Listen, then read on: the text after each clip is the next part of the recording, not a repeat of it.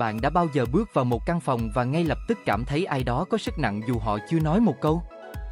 Và ngược lại, bạn đã gặp người nói rất nhiều nhưng không ai thực sự nghe.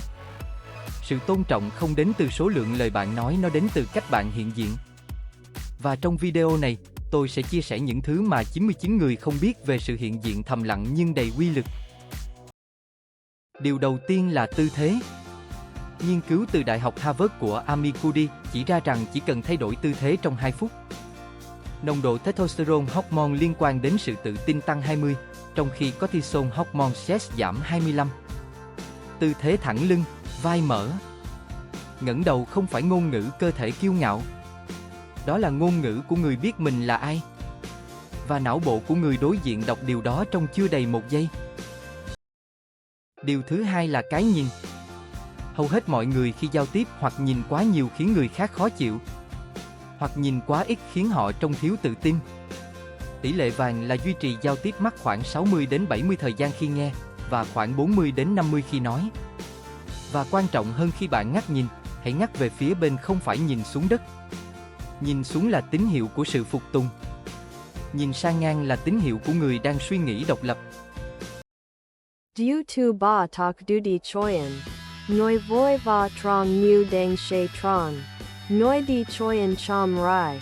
Ko chu dik trong mu noi kiem sok kong jian zung quan min. De kong phi noi ve viek di chom cho ai. De la ve viek moi han dong kua ban du ko y thuk kong voi vang. Kong hap tap. He quan sat nung noi thuk su ko uy ho kong bao geo vor. Điều thứ tư là im lặng có kiểm soát. Hầu hết mọi người sợ im lặng và vội lấp đầy nó. Người có sức nặng thì ngược lại, họ để khoảng lặng tồn tại thoải mái. Khi được hỏi câu khó, thay vì trả lời ngay, họ dừng lại suy nghĩ rồi mới nói. Cái dừng đó không phải yếu đuối. Đó là tín hiệu của người không cần phải chứng minh gì vội. Du tu nam cash fan fan ung ki bai not loi he bai fu nyan. Noi thu tu tin thuang mo trong hai. Hoak I am lang chu dun. Hoak leo thang ton zung da. Noi ko suk nong thuk su ti kak ho kong bai keo vào cam suk kua noi kak. Mo kao ni nong nung ro rang mu toi chua noi zong kong kan sao jiang.